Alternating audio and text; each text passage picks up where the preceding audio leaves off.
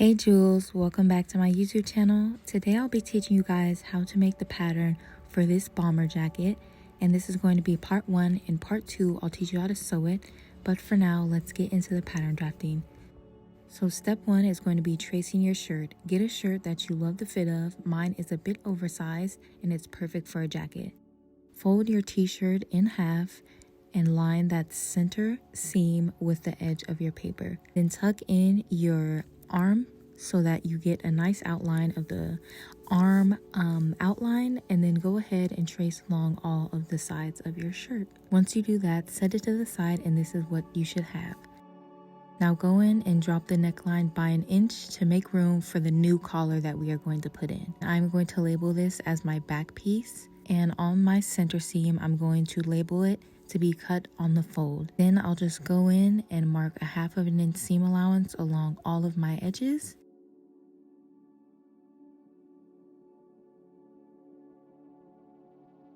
And this is what you should have. Now cut that out, and you're going to put it on a clean sheet of paper and trace along all of the sides again. Once you do that, set it to the side, and this is going to be your front piece, and you could label it so you don't get mixed up.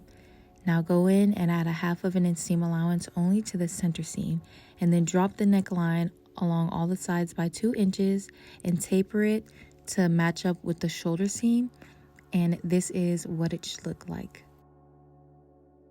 Now you have your front and back pieces done, and we could move on to the next part, which is making the back facing and lining. Grab a clean sheet of paper and line your back piece up with the center of the paper and trace along the neckline, and then you are going to drop the neckline at the shoulder seam at 3 inches all the way along the collar. So make little dash marks 3 inches down from the neckline all the way around, and then connect those with your curved ruler. Then take your tracing wheel and go over that line we just made. Then set your pattern piece to the side and go over all those markings with your curved ruler. Now add a 1/2 inch seam allowance to that bottom line only, and once I outline my piece, this is what it should look like. Now you're going to label the middle of this piece on the fold, because we'll cut it on the fold, and it will be labeled your back facing, and you'll only cut one on the fold. Now we can move on to making the bottom half, which is your back lining. Mark a straight line on your piece of paper and line your back pattern piece up with it. Then go ahead and trace along all of the sides, and on your shoulder seam, trace all the way up until that line we made earlier, and then go with your tracing wheel again over that line and set your pattern piece to the side, and then add a 1/2 inch seam allowance to the top edge. And then once you trace over all of your lines, this is what you have. It's your back lining, and you'll cut one on the fold. It should match up perfectly with your back facing. Now to make your front facing and lining, take your front piece and you're going to mark down 3 inches on your shoulder seam and 3 inches on your hem. You're going to make little dash marks around the neckline 3 inches down away from the collar, and then you're going to mark a straight line up and down the center seam 3 inches away, and then you're going to connect those two lines together, and it should look something like this. Then go in with your curved ruler to curve that line out so it's not so harsh, and this is what you'll have. Now line the center of your pattern up with your piece of paper and go over the collar, the shoulder seam, and the hem, and take your tracing wheel and trace along that line we made. Now move your pattern piece to the side and go over all of those lines that we made. This is what you should have. Now go in and mark a 1/2 inch seam allowance only on that side seam that we made. And now you can label this your front facing, and you will cut 2. Now to make the rest of your front lining, sorry that it's kind of out of the camera, my camera kind of zoomed in, but just go ahead and trace around your hem and all of the edges of your pattern piece, and go over that center line we made earlier with your tracing wheel. Set your pattern piece to the side and then go over all of those lines we made with our tracing wheel. and this is what you should have. Now add a 1/2 inch seam allowance to that center seam only.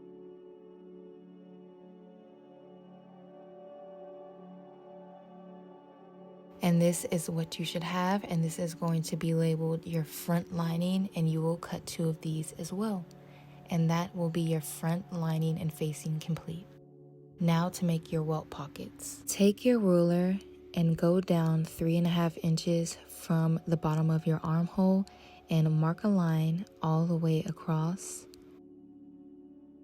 And then take your ruler and line it up with your collar and the bottom hem on the edge to create a perfect diagonal, and mark a line starting from that 3.5 inch point that we made earlier and go down 6 inches from that line. Kind of confusing, but it's easier to watch. Once you make that line, you're going to mark a 1/2 inch on each side of that center line. Then connect those on the bottom and the top, and you should have a rectangle that looks like this. Now take that piece onto a clean sheet of paper and trace around all of the edges with your tracing wheel, making sure that you mark all of the lines. Set that piece to the side and then go over all of your lines with a marker. You should have something like this. Now you can add a 1/2 inch seam allowance to the side and only a 1/4 inch allowance to the top and the bottom, and this will be your single welt. Now to make the pocket bag, you're going to trace the bottom of that single welt that we just made, and you're going to kind of measure with your hand how deep you want your pockets. For me, I went ahead and went with 7 inches, so I'll mark down 7 inches on each side of that line that I made earlier, and I'll have a square that looks like this. Now add a 1/4 inch allowance to the top and the bottom only, and this will be your single welt pocket bag, and you will cut 4 of these. And now you have your welt pockets done. Now to make your collar, you're going to take your front pattern piece and place it on a clean sheet of paper and trace along the collar, making sure to mark a line a 1/2 inch away from the shoulder seam to take away that seam allowance.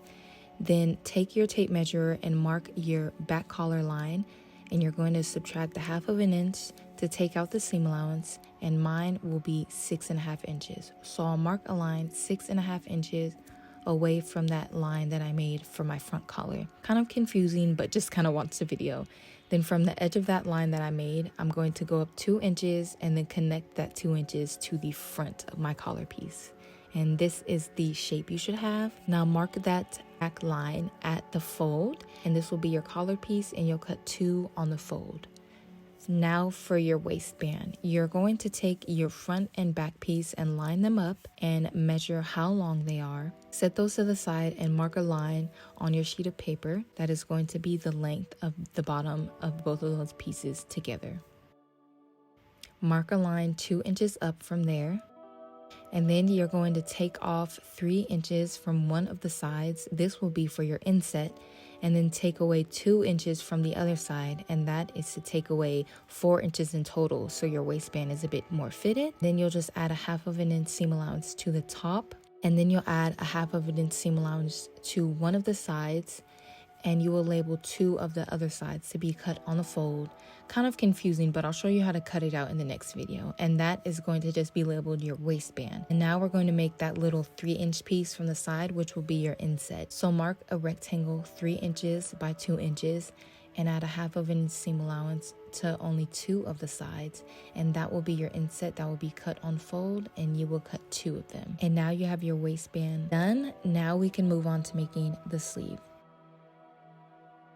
To make your sleeve, you're going to take your front pattern piece and place it on a clean sheet of paper and trace along the armhole.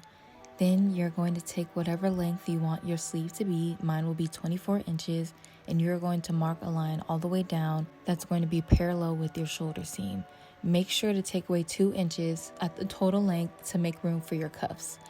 Now I'm going to mark a line 4 inches down, which will be half of my wrist circumference. I'm going to mark that down, and then I'll connect that little line to the bottom of my armhole. You should have something like this.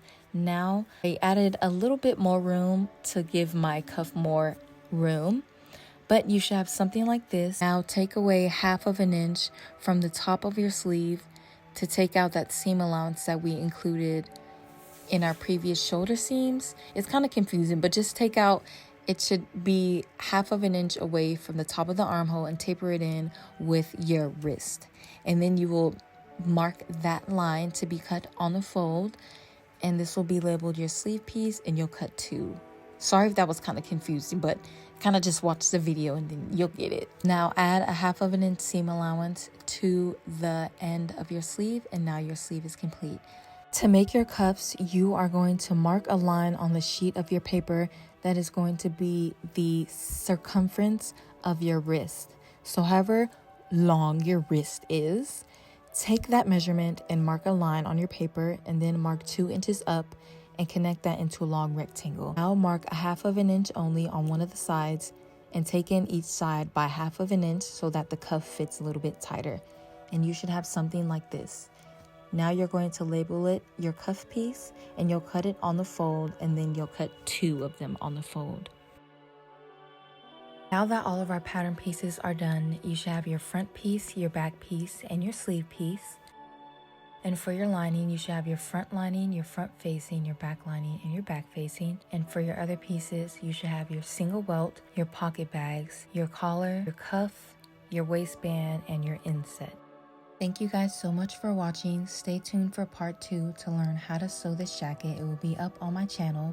That is all for today. Thank you so much for watching, and I'll catch you guys in my next video. Bye!